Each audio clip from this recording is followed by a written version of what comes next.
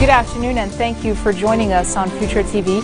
I'm Linda Tamim and these are today's top stories.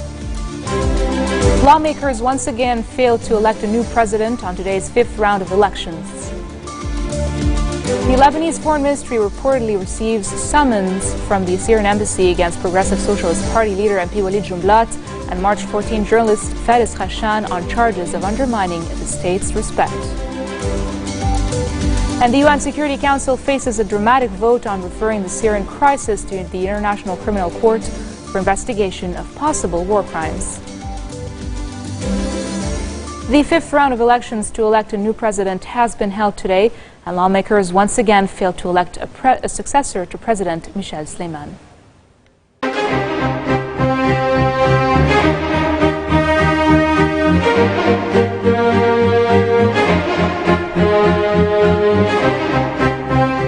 As expected, the majority of March 8 Alliance's MPs have boycotted today's parliamentary session, claiming the rival parties should agree on a consensual candidate before heading to Parliament to elect a new head of state. There are fears that a vacuum in Babda will affect Lebanon's power-sharing system, under which the president should be a Christian Maronite, the speaker a Shiite, and the prime minister a Sunni. President Sleiman has made a plea to MPs to elect a president and avert the dangers that could result from a presidential vacuum. MP Alain Aoun says the Change and Reform bloc will issue a statement on Monday on ways to deal with this stage of vacuum. Lebanese Forces leader Samir Jaja has lamented the political powers' failure to elect a president. He says efforts should be exerted from all sides in order to limit the period of presidential vacuum as much as possible. He also accuses the March 8 camp of obstructing quorum, saying that only the Development and Liberation Bloc and MP Walid Jumblat respected Speaker Nabih Berri's call to attend the session. Jaja's remarks that had Freed Patriotic Movement leader MP Michel Aoun run in the election, he would have lost to Jaja if the elections had been held in the constitutional manner. Jaja says he believes this is why the March 8 alliance has been obstructing quorum. He states that Maronite Patriarch Shaddai informed him of his disappointment with some of the Maronite leaders who had reiterated their call to elect a new president. With only 6 days until President Michel Sleiman's term expires, the former army commander insists that he wants to leave office on Sunday, seeking freedom for him and his family. Sleiman says he is very sad to leave the presidential post with a huge chance not to hold a handover ceremony with his successor. However, the president has defended the efforts by Maronite Patriarch Shaddai to extend his 6-year term by 1 or 2 years, as 4 attempts by Parliament to elect a successor have failed. Sleiman says he would like to see the election of a president who would carry on the mission he started, particularly the Babda Declaration, National Defense Strategy, the establishment of the International Support Group for Lebanon, and the Saudi support for the Lebanese army. The March 14 General Secretariat condemns the Parliament's failure to elect a new president and warns that vacuum in the presidency harms the country's state institutions. Following its weekly meeting, the group said it will stand against anyone thinking of destroying the constitution or replacing it. The March 14 forces adds that the period of presidential vacuum is one of the most dangerous phases Lebanon has gone through. Commenting on Free Patriotic Movement chief MP Michel Aoun's remarks that he wants to be part of an integrated triangle along with Hezbollah and the Future movement, the General Secretariat states that the Syrian regime under late President Hafez al-Assad tried to impose such a formula in Lebanon. Speaker Nabih Berri says reinforcing Lebanon politically starts with electing a president. The speaker also reiterates his support for Hezbollah's military wing, saying it is indispensable for Lebanon. On another note, Berri said a legislative session to discuss and approve a controversial public salary scale for May the 27th. A statement from Berri's office said the meeting, scheduled for 10:30 a.m., will be open until midnight. Discussions on the wage rise were adjourned last week after MPs failed to agree on how to finance it.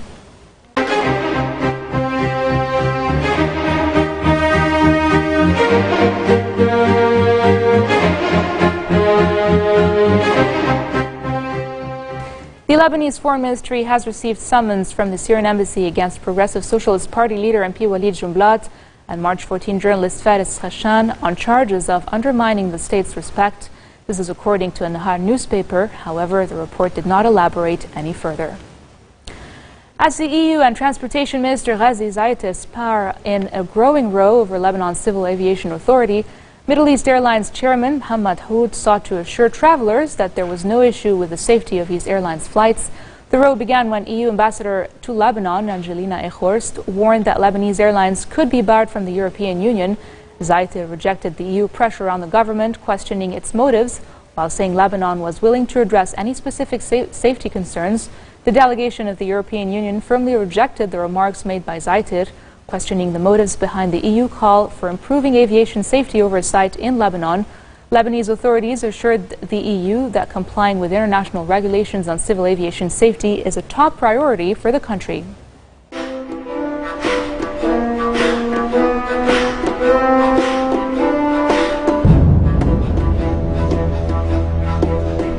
The UN Security Council faces a dramatic vote on referring the Syrian crisis to the International Criminal Court for investigation of possible war crimes, with dozens of countries signing on to embarrass Russia, which vowed to kill the measure that demands a path to justice. Russia's UN ambassador Vitaly Churkin says his country will veto the French-drafted resolution, calling it a publicity stunt that will hurt efforts to find a political solution to the crisis. This would be the fourth time Russia has used its veto power as a permanent council member to deflect action against the government of President Bashar al-Assad, with attempts at peace talks at a standstill leading to the joint UN Arab League envoy who tried to broker them to resign. Frustration has soared as the international community struggles to find a solution to the war, deliver humanitarian aid to almost 3.5 million Syrians in need, and end impunity for horrific crimes. And coming up next, the National September 11 Memorial Museum in New York City opens to the public for the first time. That and more after the break.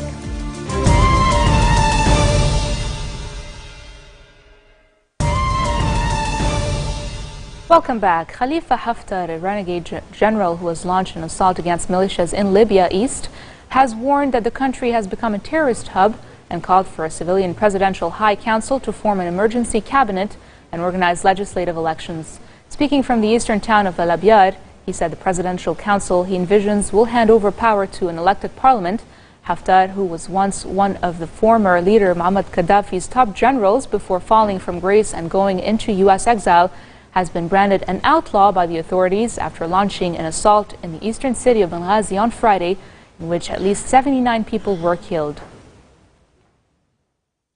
The Roman Catholic community in the Holy Land eagerly awaits Pope Francis's visit to Jerusalem and the West Bank, hoping he can help forward the cause of reconciliation in a region overshadowed by the suspended peace talks between Israelis and Palestinians. Starting this weekend, the Pope will be visiting religious sites and meetings with heads of state and leaders of different faiths. His two-day tour will take him to the Church of the Holy Sepulchre, believed to be where Jesus was crucified. He will be saying Sunday Mass at the Manger Square in Bethlehem, known as the birthplace of Christ, and he will stop at the Church of the Gethsemane at the foot of Mount Olives, where Jesus is said to have prayed before he was taken by Roman guards. He will also visit sites revered by Judaism and Islam, including the Western Hall and Al-Aqsa Mosque, the third holiest site in Islam. He will meet with Israel's chief rabbis and Jerusalem's Grand Mufti. Iranian President Hassan Rouhani says talks between Tehran and 6 world powers on a comprehensive deal over its nuclear program are very likely to reach a successful conclusion by a July 20th deadline. Rouhani's comments came during a state visit to China, where he was received by his Chinese counterpart Xi Jinping in Shanghai. Talks on Iran's nuclear program stalled in Vienna last Friday, denting hopes that negotiators could meet the July 20th target date. But the UN atomic watchdog says Iran has agreed to address some of the many long-held allegations that it conducted research into making nuclear weapons before 2003. The International Atomic Energy Agency says Iran has undertaken to implement practical measures by August the 25th, although Iran denies ever having sought nuclear weapons. 4 people, including a U.S. citizen, have been injured in a blast on the 3rd floor of an apartment block in central Moscow. Images from a security camera indicated the explosion was caused by gas, according to the Interfax news agency. Firemen quickly put out the resulting fire, and rescue workers began searching through the building floors for possible casualties. Moscow police later said 4 people in total were injured, 2 of whom were hospitalized. Suspected Boko Haram fighters have killed 48 villagers in northeastern Nigeria, near the town where the group kidnapped more than 270 schoolgirls. The attacks came hours after twin car bombs exploded at a crowded bus terminal and market in Nigeria's central city of Jos, killing at least 122 people. Gunmen stormed the village of Alagarno and stole food, razed homes, and fired on fleeing civilians. And now for news around the world in brief. At least 31 people have been killed and more than 90 injured when two vehicles ploughed into a market and explosives were thrown in China's restive Xinjiang region. Two off-road vehicles drove into a crowd in the regional capital Urumqi, with one of them exploding in what state-run media calls the latest serious terrorist accident to hit Xinjiang, home to mostly Muslim Uyghurs. Thailand's army chief has announced that a military commission that imposed martial law on Tuesday will now take control of the country's government. Today's announcement on television came after a second day of negotiations in the capital Bangkok between the army, political groups, senators, and members of the election commission failed to resolve the country's political crisis. eBay has issued a notice on its websites asking users to change their passwords, but took down the message a short time later. The e-commerce company later said a database was compromised in a hacking attack between late February and early March, and clients' non-financial information was stolen, such as birth dates, physical address, and phone numbers. However, the company found no evidence of any unauthorized access to financial or credit card information. U.S. authorities have arrested 71 people in the New York City area in a child porn sting operation, with suspects including police officers, registered nurses, a rabbi, and a Little League baseball coach. Officials say it was the largest ever roundup of people who shared child pornography online. A special agent said the suspects, which include a woman, came from all walks of life. Reports say those arrested face a battery of state and federal charges, including distributing, producing, and possessing child pornography. The National September 11 Memorial Museum in New York City has opened to the public for the first time. The museum, situated at a spot in Manhattan, which has become known as Ground Zero following the events of September 11th of 2001, is seen as the latest in a series of memorials as museums that seek to honor the dead while presenting a full, fair history of the event that killed them. The opening ceremony for the new museum was capped off by the unfurling of the national 9/11 flag and the singing of God Bless America. The flag, which was hanging from a building near the World Trade Center on September 11th of 2001, was found in the days that followed. The museum features prominent videos of the Twin Towers collapsing, photos of people falling from them, portraits of nearly 3,000 victims, and voicemail messages from people in hijacked planes. But behind the wrenching sights and sounds of the museum lies a quiet effort to help visitors handle its potentially traumatic impact, from silent spaces and built-in tissues boxes to a layout designed to let people bypass the most intense exhibits. This marks the end of our bulletin for today. Now for a reminder of our headlines.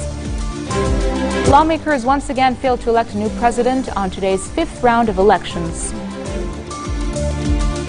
The Lebanese Foreign Ministry reportedly received summons from the Syrian embassy against Progressive Socialist Party leader MP Walid Jumblat and March 14 journalist Faris Khashan on charges of undermining the state's respect. And the UN Security Council faces a dramatic vote on referring the Syrian crisis to the International Criminal Court for investigation of possible war crimes. Those are today's headlines from us here at Future Television. I'm Linda Samim, and I'll see you again tomorrow for more updates. Take care.